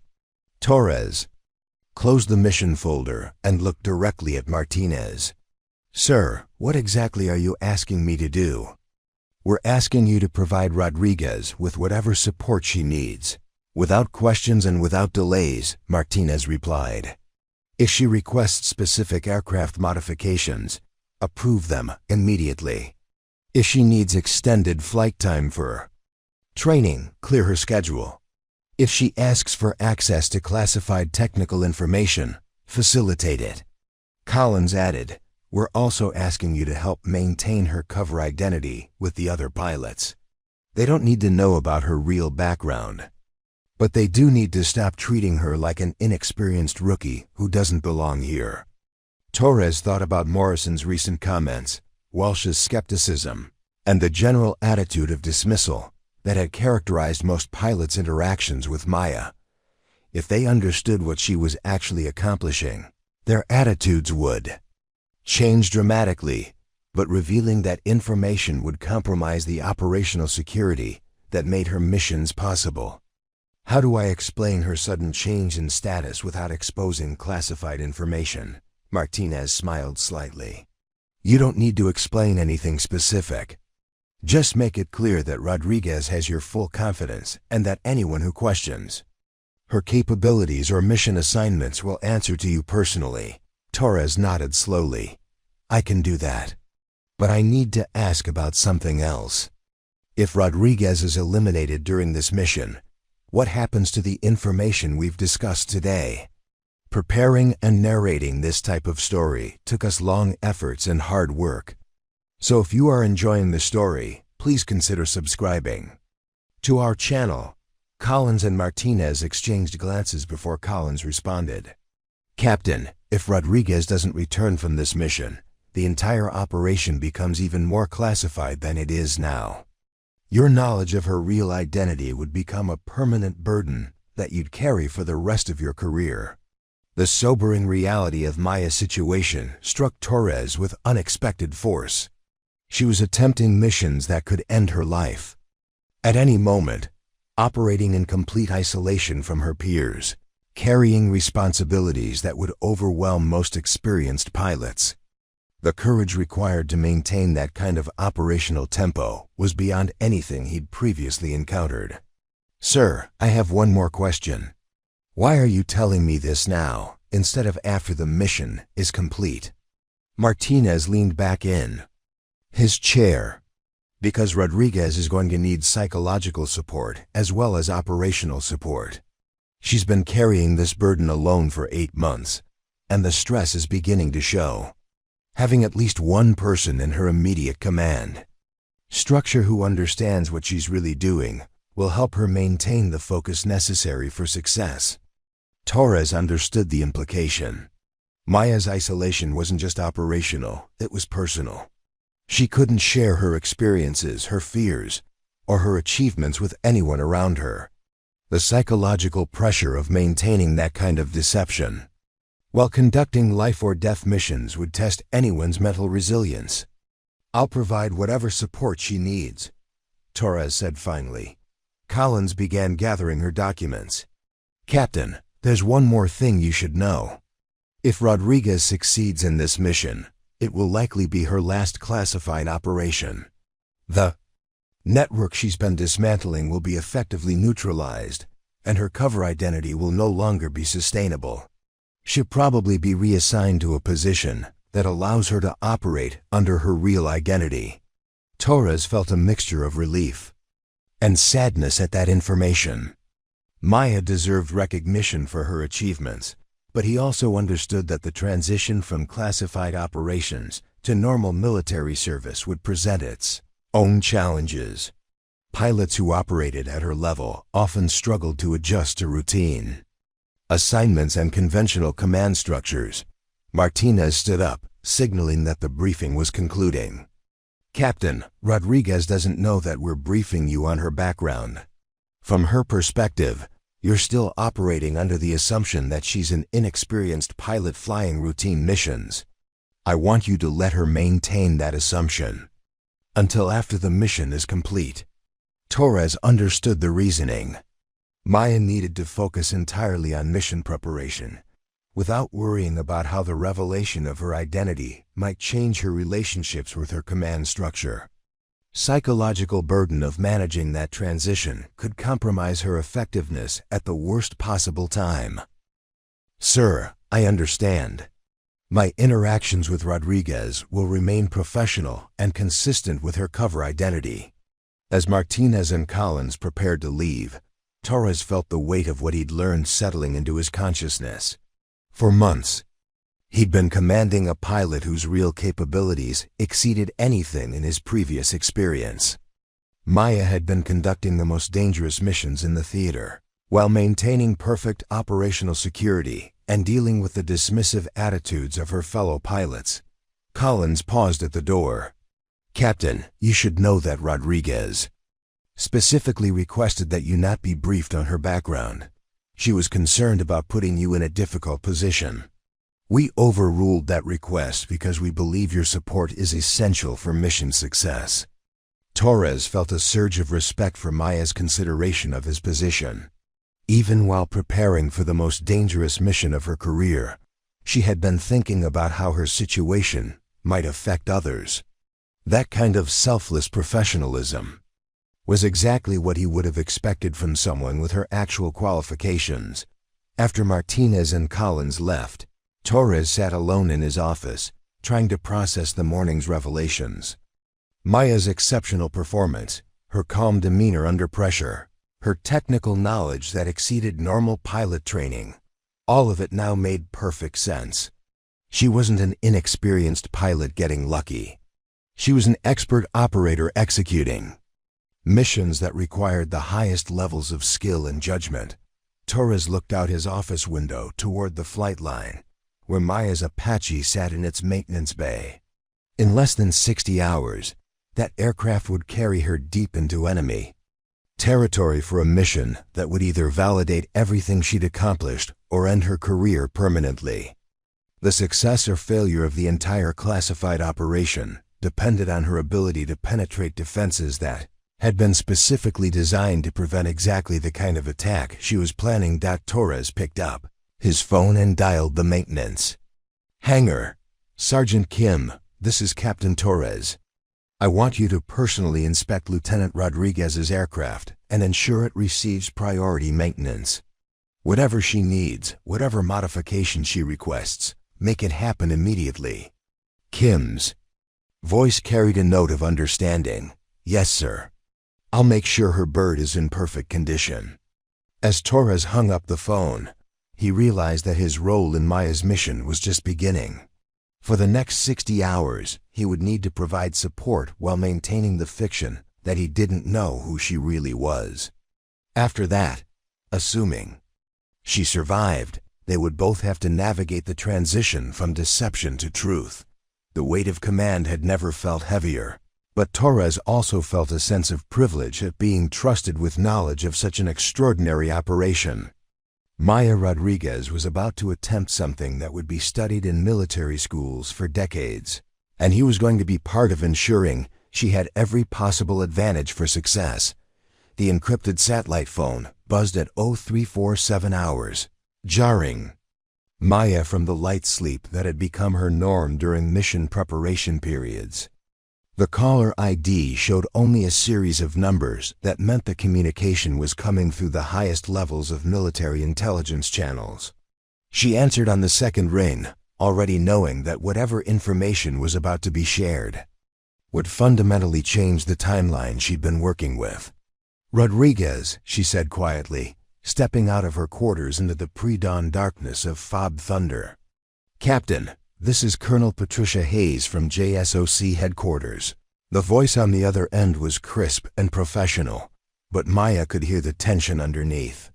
We have a significant development regarding your target. Intelligence sources indicate that Hakim Shah has moved his meeting with regional commanders from 72 hours to 18 hours. The window for your mission has compressed dramatically. Maya felt her stomach drop as the implications became clear. 18 hours meant she would have to launch her attack on the mountain compound before sunset today, with less than half the preparation time she'd counted on. Mission planning that should have taken 3 days would now have to be completed in a matter of hours. Shah received intelligence about increased American surveillance activity in his operational area, Hayes replied. He's accelerating his meeting schedule and implementing additional security measures. If we don't act within this compressed window, he'll disappear back into the mountain caves where we can't reach him. Maya walked toward the operations center, her mind automatically shifting into mission planning mode. The compressed timeline meant she would have to make critical decisions based on incomplete information, relying on instinct and experience rather than detailed analysis. It was exactly the kind of situation that separated exceptional pilots from merely competent ones. Colonel, I need updated intelligence on Shah's defensive modifications and current weather conditions for the target area. Intelligence package is being transmitted to your secure terminal now, Hayes said. Weather forecast shows deteriorating conditions with possible thunderstorms developing over the mountains by late afternoon. If you're going to launch, it needs to be within the next 12 hours. Maya reached the operations center and used her access codes to enter the classified communications room. Multiple displays were already active with satellite imagery, weather, data, and intelligence updates that painted a picture of a rapidly evolving tactical situation. The mountain compound showed increased activity, with additional vehicles and personnel movements suggesting that Shah was indeed implementing enhanced security protocols. Ma'am, I'm reviewing the intelligence updates now. The defensive modifications Include additional surface-to-air missile sites and what appears to be early warning radar that wasn't present in previous imagery. Hayes's voice carried the weight of someone who understood the tactical implications. Captain, I'm not going to lie to you. The target has become significantly more dangerous since we first planned this mission. The question is whether you believe success is still possible under these conditions. Maya studied the updated intelligence photographs, automatically calculating approach routes, defensive coverage patterns, and potential vulnerabilities. The additional SAM sites created overlapping fields of fire that would make conventional attack approaches suicidal, but she could see gaps in the coverage that a single aircraft might exploit if the pilot was willing to accept enormous risks. Colonel, success is possible, but the mission parameters have changed. I'll need authorization to deviate from the original flight plan and approval for weapons modifications that weren't part of the initial planning. You have blanket authorization for any modifications or tactical changes you deem necessary. Hayes replied immediately. This mission has been designated as critical to national security interests. Whatever you need, whatever risks you're willing to accept, you have full support from the highest levels. Maya felt the familiar calm that settled over her when facing impossible odds. The compressed timeline and increased dangers actually simplified her decision-making process by eliminating options that would have required extensive coordination and approval. She would be operating with complete autonomy, relying entirely on her own judgment and capabilities. Ma'am, I accept the modified mission parameters. I'll launch at 1400 hours, which will put me over the target during optimal lighting conditions, but before the weather deteriorates significantly. Understood, Captain. Good hunting. As the secure line disconnected, Maya began the process of transforming from a pilot receiving orders into a weapon system preparing for deployment. The next 10 hours would require her to finalize mission planning, conduct aircraft modifications, complete final preparations, and execute the most dangerous attack of her career. There would be no time for doubt, hesitation, where Sergeant Kim was already working on her Apache despite the early hour. The aircraft sat in its bay like a predator preparing to hunt, its angular lines and weapon pylons giving it an unmistakably lethal appearance. Kim looked up from his diagnostic equipment as she approached, his expression suggesting he'd been expecting her. Lieutenant, I got word that your mission timeline has been accelerated. What do you need? Maya pulled out the technical specifications she'd been developing during her limited preparation time. Sergeant, I need modifications that are going to push this aircraft beyond its normal operational parameters. Maximum fuel load, specialized ammunition configuration, and some electronic warfare equipment that isn't standard for Apache operations. Kim studied the specifications, his experienced eye noting details that would have confused most maintenance personnel. Lieutenant, these modifications are going to affect the aircraft's flight characteristics. Center of gravity will shift. Maximum speed will be reduced, and maneuverability will be compromised. Are you sure about this configuration? Maya nodded, understanding that Kim was asking whether she had the skills to handle an aircraft that would fly differently than anything she'd experienced before. Sergeant, I've calculated the performance impacts. I can handle the modified flight characteristics if you can guarantee the systems will function reliably under combat stress. Kim began gathering tools and equipment, his movements quick and efficient. Ma'am, if you can fly it, I can make it work. Give me 6 hours and this bird will be exactly what you need. As Kim began implementing the modifications, Maya walked to the intelligence center to conduct final target analysis. The facility was buzzing with activity as analysts worked to provide her with the most current information about Shah's compound and defensive capabilities. Large displays showed real-time satellite imagery, communications intercepts, and movement patterns that would influence her approach planning. Major Jennifer Walsh, The senior intelligence officer greeted Maya with a briefing folder containing the latest updates. Lieutenant, we've been monitoring the target area continuously since the timeline change. Shah has definitely increased his security posture, but we've also identified some vulnerabilities that weren't apparent in earlier intelligence. Maya opened the folder and began studying the updated information. The intelligence was more detailed than anything she'd received for previous missions, with specific information about guard rotations, communication protocols, and the exact timing of Shah's scheduled meeting with his regional commanders. Major, this level of detail suggests you have sources inside Shah's organization. Walsh nodded carefully. We have assets that provide occasional reporting, but their access is limited and their security is precarious. The information you're receiving represents months of careful intelligence collection, and using it for this mission will likely compromise those sources permanently. Maya understood the implication. The intelligence community was sacrificing long-term collection capabilities to provide her with the information necessary for mission success. The weight of that sacrifice added another layer of responsibility to an already complex operation. Major, I'll make sure the intelligence is used effectively. Walsh pulled out a separate folder marked with higher classification stamps. Lieutenant, there's one more piece of information that changes the tactical picture significantly. Shah isn't just meeting with regional commanders today. He's meeting with representatives from foreign intelligence services who are providing advanced weapons and training to his network. Maya felt her pulse quicken as she processed the implications. Foreign involvement meant the mission had international significance beyond the immediate tactical objectives. Eliminating Shah and his foreign contacts would disrupt relationships that extended far beyond Afghanistan's borders. Major, what kind of foreign involvement are we talking about? Russian military advisors and Iranian intelligence operatives, Walsh replied quietly.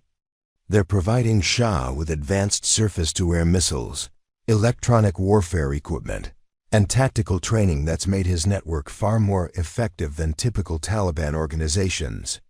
Maya studied photographs of the foreign personnel, memorizing faces and noting equipment that wouldn't normally be available to insurgent forces. The presence of professional military advisors explained why Shah's defenses had become so sophisticated, and why conventional attacks against his network had been unsuccessful. This changes the targeting priorities, Maya said. Eliminating the foreign advisors becomes as important as eliminating Shah himself. Walsh nodded. That's been taken into consideration. Your weapons load has been configured to engage multiple high-value targets during a single attack run. The timing will be critical because you'll only have one opportunity to catch all the targets in the same location. As Maya continued her mission planning, word of the accelerated timeline began spreading through the base's classified channels. She noticed increased activity in the communication center, additional security measures around the operations areas, and a kind of heightened alertness that suggested something significant was about to happen. Captain Torres appeared in the intelligence center as Maya was completing her target analysis. His expression was carefully neutral, but she could sense an underlying tension that hadn't been present in their previous interactions. She wondered if his investigation into her background had uncovered information that was affecting his assessment of her mission. Lieutenant Rodriguez, Torres said formally, I've been informed that your mission has been moved to this afternoon. Do you have everything you need for success? Maya looked up from her planning materials, trying to read Torres's expression for clues about what he might know. Sir, I believe I have adequate support for the mission. The timeline is compressed, but that's manageable. Torres stepped closer, his voice dropping to a more confidential tone. Rodriguez, I want you to know that you have my complete confidence.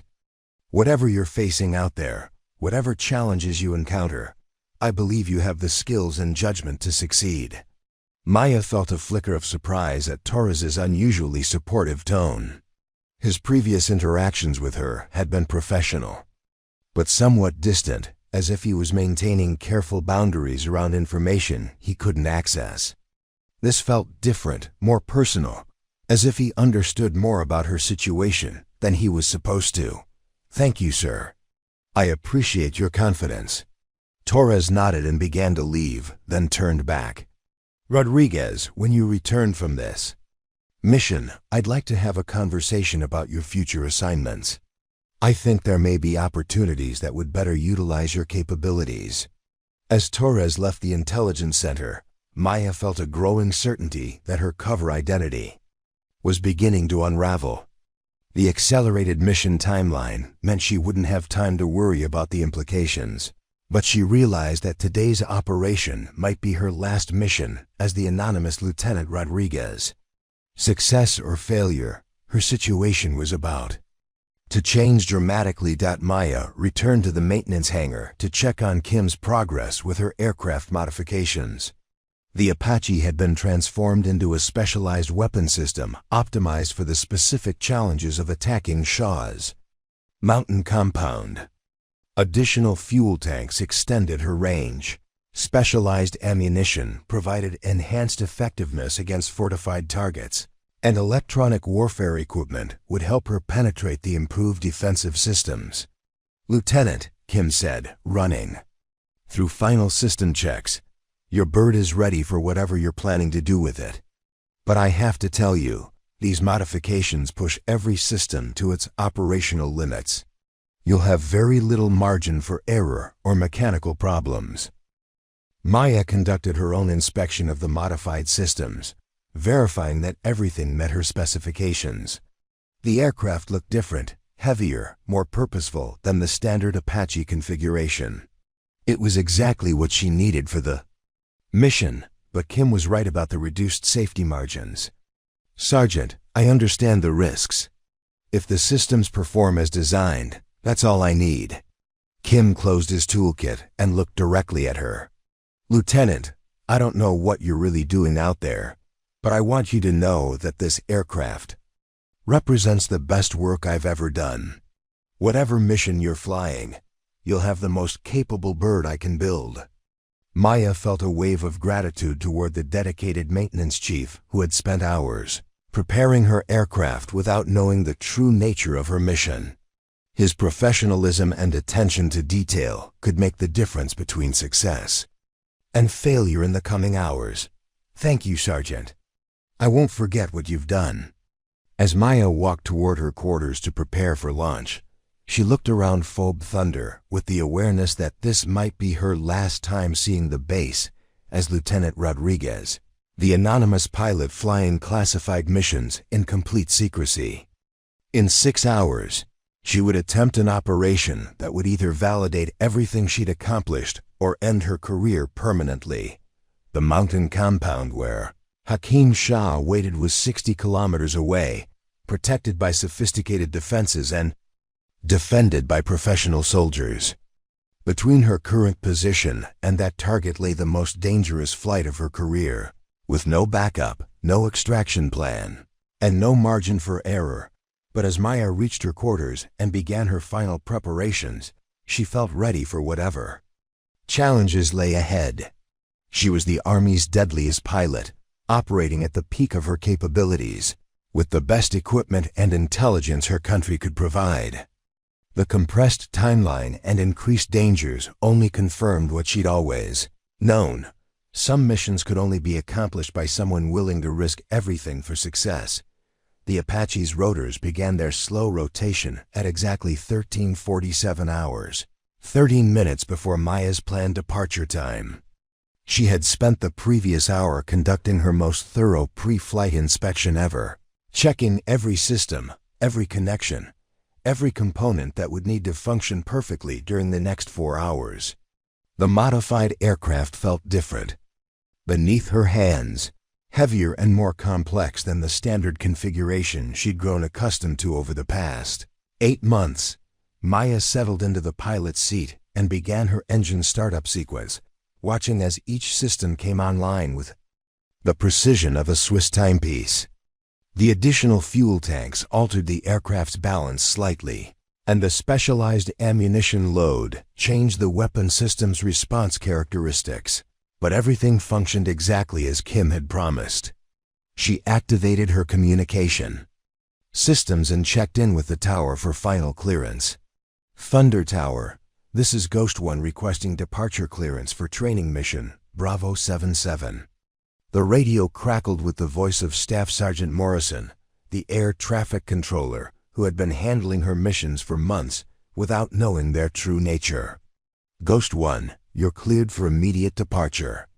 Weather shows possible thunderstorm development over the mountains in approximately 3 hours. Recommend return before conditions deteriorate. Maya acknowledged the clearance while checking her mission timeline. 3 hours would put the weather change right at the edge of her planned return window, meaning she would have no buffer for delays or complications. If the attack on Shah's compound took longer than expected, she would be flying back through dangerous weather with potentially damaged aircraft and limited fuel reserves. As her Apache lifted off from Thobe Thunder, Maya could see ground personnel stopping their activities to watch her departure. She wondered how many of them suspected that this wasn't just another routine training flight, and how many understood that they might be witnessing something that would never be officially acknowledged. The weight of their unspoken support felt heavier than the additional equipment her aircraft was carrying. Maya climbed to 8,000 feet and turned northeast toward the mountain ranges that dominated the Afghanistan-Pakistan border region. The terrain below was a harsh landscape of rocky peaks, narrow valleys, and ancient riverbeds that had been carved by thousands of years of geological forces. It was beautiful in its starkness, but also unforgiving to anyone whose aircraft developed problems in the wrong location. The first 30 minutes of the flight took her over territory that was nominally under coalition control, though Maya knew that Taliban forces moved freely through most of the area during nighttime hours. Her route had been carefully planned to avoid known enemy positions while maintaining the appearance of a routine training mission to anyone monitoring radar or radio communications. At 14:30 hours, Maya crossed into the mountainous region where Shah's compound was located. The tactical situation changed immediately as her threat warning systems began detecting surface-to-air missile radars scanning the surrounding airspace. The enemy's defensive network was more extensive than intelligence had indicated, with multiple radar sites providing overlapping coverage of all possible approach routes. Maya dropped to 200 feet above ground level and began using the mountainous terrain to mask her approach. Flying at high speed through narrow valleys required constant attention to topographical features, wind patterns, and the aircraft's performance characteristics. The additional weight from her fuel and weapons load made the Apache less responsive to control inputs, forcing her to plan each maneuver with greater precision than normal. The radio crackled with intercepted enemy communications as Maya approached the outer perimeter of Shah's defensive zone. Taliban spotters were reporting aircraft movements to their command structure, but their reports suggested they hadn't yet identified her Apache as a threat. The enemy assumed she was conducting routine patrol operations, just as her cover story intended. Maya activated her electronic warfare systems and began monitoring the enemy's communication patterns. The sophistication of their radio discipline and coordination procedures confirmed that Shah's organization had received professional military training. These weren't typical insurgent forces. They were operating with the efficiency and tactical awareness of regular army units. At 14:45 hours, Maya reached her final approach position approximately 10 kilometers from Shah's mountain compound. She landed in a concealed valley and shut down her engines, conducting final mission preparations while her aircraft remained hidden from enemy observation. The compound was visible through her targeting system's magnified optics, showing significant activity as personnel prepared for the scheduled meeting. Maya counted at least 40 armed fighters positioned around the compound's perimeter, with additional security teams patrolling the access routes. Multiple vehicle-mounted weapons were positioned to provide overlapping fields of fire, and she could identify at least 6 surface-to-air missile launchers deployed in defensive positions. The intelligence briefings had been accurate about the compound's formidable defensive capabilities. Through her targeting system, Maya could see the main building where Shah's meeting was scheduled to take place. Intelligence sources had confirmed that all the high-value targets would be gathered in a single conference room, providing an unprecedented opportunity to eliminate the entire leadership structure with a single precisely placed missile strike. Maya restarted her engines and began her final approach at 14:52 hours, 8 minutes ahead of her planned timeline. The early arrival would give her additional options if the tactical situation developed differently than expected, but it also meant she would be operating with less current intelligence about enemy movements and defensive preparations. The approach route took her through a series of narrow canyons that provided natural concealment from radar detection. Maya flew at maximum speed, using the terrain to mask her signature while maintaining precise navigation through landscapes that offered no margin for navigational errors. One miscalculation would result in controlled flight into terrain with no possibility of survival. Maya's threat warning system suddenly activated as enemy radar locked onto her aircraft. The defensive network had detected her presence despite her terrain masking and electronic countermeasures. Multiple surface-to-air missiles launched simultaneously from positions around the compound, creating a coordinated attack that would have overwhelmed most pilots within seconds of detection. Maya immediately initiated evasive maneuvers, dropping chaff and flares while pulling her Apache into a climbing turn that stressed the aircraft's structural limits. The additional weight from her modified configuration reduced her maneuverability significantly, forcing her to accept higher G-forces and tighter turn radii than she would have preferred. 2 missiles passed within 50 meters of her aircraft, close enough that she could see their guidance fins adjusting for her evasive movements. The enemy's defensive fire was more accurate than intelligence had predicted, suggesting they had been trained by professional military advisors who understood modern air defense tactics. Maya realized that her single aircraft attack was facing opposition designed to defeat multi-aircraft formations using coordinated defensive fire. Maya rolled inverted and dove toward the compound at a steep angle, building airspeed while presenting a difficult targeting solution for the remaining missile sites. Her targeting system locked onto the main building as she descended through 3,000 feet, but enemy small arms fire began impacting her aircraft's armored sections. The sound of bullets striking the fuselage was audible even over the engine noise. At 2,000 feet, Maya fired her first Hellfire missile at the conference room where intelligence sources had confirmed Shah's meeting was taking place. The missile's guidance system tracked perfectly to the target, and she watched through her optics as the warhead detonated inside the building with devastating effect. Secondary explosions suggested the room had contained additional ammunition or explosive materials. Maya immediately engaged her second target, a Russian military advisor who was attempting to reach a communication vehicle. The second Hellfire missile eliminated both the advisor and the vehicle, disrupting the enemy's ability to coordinate their defensive response. She could see personnel running in all directions as the compound's command structure collapsed under the sudden attack. Enemy machine gun fire intensified as Maya pulled out of her attack dive, and she felt impacts on her aircraft's tail section that caused vibrations in the flight controls. Her threat warning systems indicated that additional surface-to-air missiles were tracking her aircraft, but the enemy's firing solutions were degraded by the chaos and confusion caused by her initial strikes. Maya engaged a third target, an Iranian intelligence operative who had been identified in pre-mission briefings as a key facilitator of foreign support for Shah's network. The missile strike eliminated the target and destroyed a vehicle containing advanced communication equipment, that would have been used to coordinate with external supporters. As Maya climbed away from the compound, she could see that her attack had achieved its primary objectives. The main building was destroyed, with fires spreading to adjacent structures.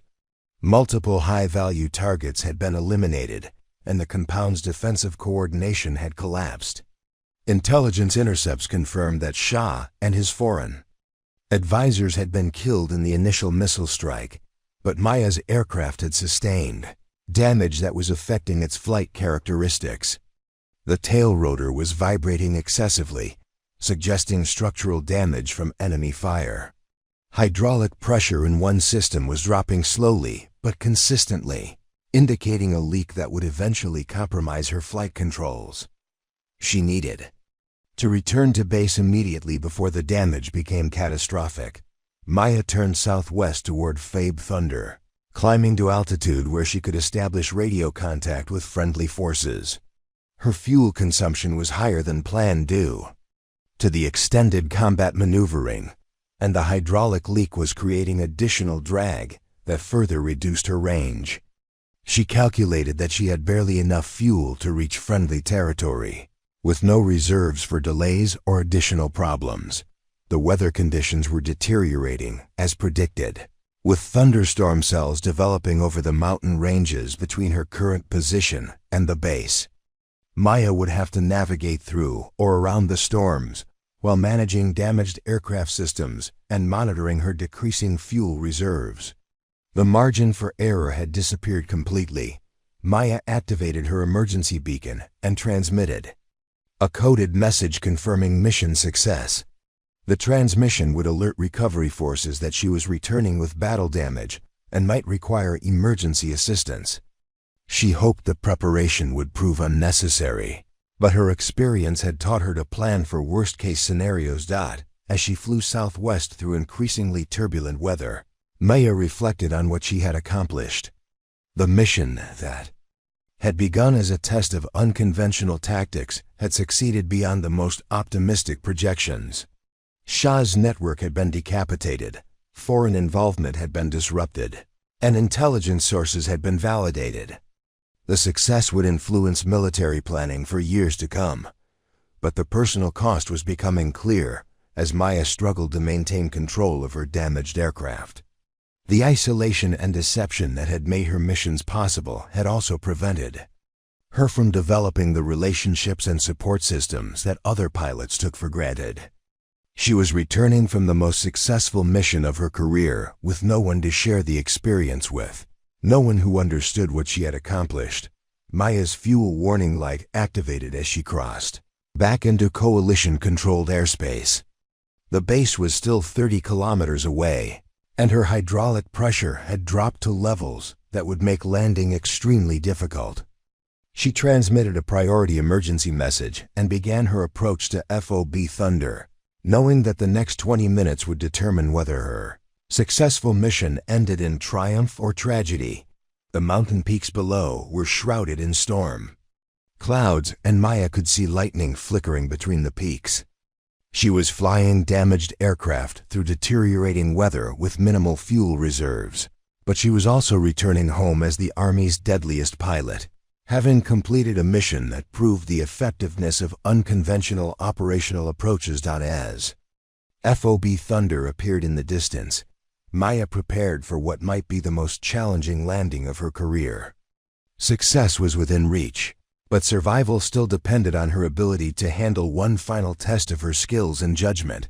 The emergency klaxon at FOB Thunder began wailing at 15:47 hours as Maya's distress call crackled through the tower's communication system. Her voice was steady despite the dire nature of her transmission, but everyone listening could hear the strain of a pilot fighting to control a severely damaged aircraft. Thunder Tower, this is Ghost One declaring emergency. Multiple systems failure, critical fuel state, and significant battle damage. Requesting immediate priority landing and emergency response teams. Staff Sergeant Morrison's hands flew across his control panel as he activated the base's emergency response protocols. Crash trucks rolled toward the runway while medical personnel prepared for potential casualties. The tower cleared all other aircraft from the airspace and activated emergency lighting systems despite the afternoon hour. Ghost 1, you're cleared for immediate emergency landing any runway. Winds are gusting to 30 knots with visibility reduced by storm activity. Emergency crews are standing by. Captain Torres burst into the tower facility, having heard the emergency announcement from his office. He grabbed binoculars and scanned the darkening sky for signs of Maya's approaching Apache. The thunderstorm was intensifying rapidly, with frequent lightning strikes and heavy rain that would make an emergency landing extremely hazardous even for an undamaged aircraft. Through the storm clouds, Torres spotted a dark silhouette moving erratically toward the base. Maya's Apache was clearly struggling to maintain stable flight, with visible damage to the tail section and smoke trailing from one engine. The aircraft's approach was too steep and too fast, suggesting that her flight controls were not responding normally to her inputs. Maya's voice came through the radio again, more urgent than before. "Tower, I've lost hydraulic pressure in both systems and my tail rotor is failing. I'm going to attempt an auto-rotation landing on the main runway. Keep emergency crews at safe distance until I'm on the ground." Morrison acknowledged her transmission, while privately wondering if anyone could successfully land an Apache under those conditions. Auto-rotation landings required precise timing and perfect technique under ideal circumstances. Attempting one during a thunderstorm with multiple system failures was barely survivable, even for the most experienced pilots.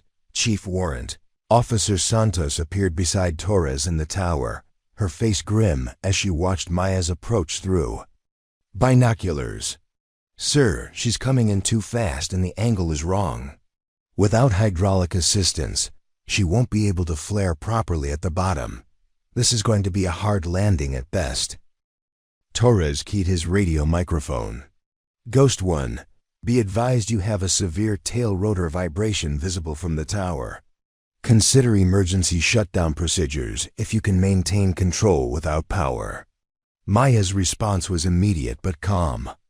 "Negative, Tower. I need engine power to control the descent. I'm committed to this approach."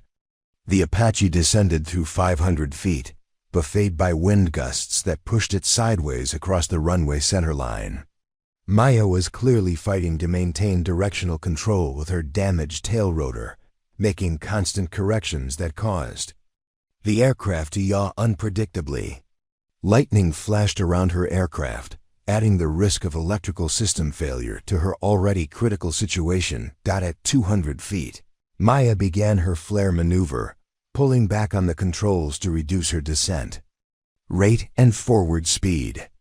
The aircraft responded sluggishly due to the hydraulic system failures, and Torres could see that she was running out of altitude before achieving the proper landing attitude. The Apache was still moving too fast and descending too steeply for a survivable touchdown. Maya's voice cut through the radio static one final time. "Tower, this is going to be close. If I don't make it, tell my family that I died doing what I loved." The Apache hit the runway hard, bouncing twice before settling onto the concrete with a grinding sound of metal on pavement. The damaged tail rotor finally failed completely, causing the aircraft to spin violently as it slid down the runway.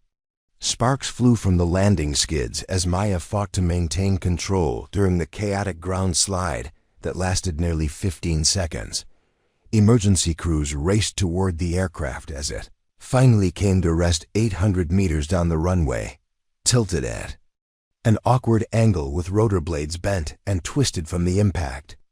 Smoke was pouring from both engines, and fuel was leaking from ruptured tanks, creating an immediate fire hazard that required rapid response from the crash teams. Torres and Santos ran from the tower toward the crash site, arriving just as firefighters began spraying foam over the aircraft to prevent ignition of the leaking fuel. The Apache's canopy was still closed, and there was no movement visible from the pilot's seat. Torres felt his heart sink as he realized that Maya might not have survived the violent crash landing, Sergeant Kim appeared with cutting tools designed to penetrate the Apache's armored cockpit. "Sir, we need to get her out fast. The fuel leak is getting worse, and there's still electrical power in some systems. One spark could turn this into an inferno." The rescue team worked frantically to cut through the canopy latches while Torres coordinated the emergency response. Medical personnel stood ready with stretchers and trauma equipment, but they couldn't approach until the fire hazard was eliminated. The storm continued to rage around them, making the rescue operation even more dangerous and difficult. After what seemed like hours but was actually less than 5 minutes, the canopy finally opened with a hydraulic hiss. Maya was unconscious but breathing, her flight suit torn and bloodied from the violent impact. The rescue team carefully extracted her from the cockpit while maintaining cervical spine immobilization, knowing that the crash forces could have caused serious internal injuries. As Maya was loaded onto a stretcher and rushed toward the base hospital, Torres remained at the crash site to oversee the aircraft recovery operation. The Apache was a total loss, twisted and broken beyond any possibility of repair. But Maya was alive, and that was all that mattered to the personnel who had watched her struggle to survive an impossible landing. Dr. Sarah Martinez, the base flight surgeon, met the stretcher at the hospital entrance.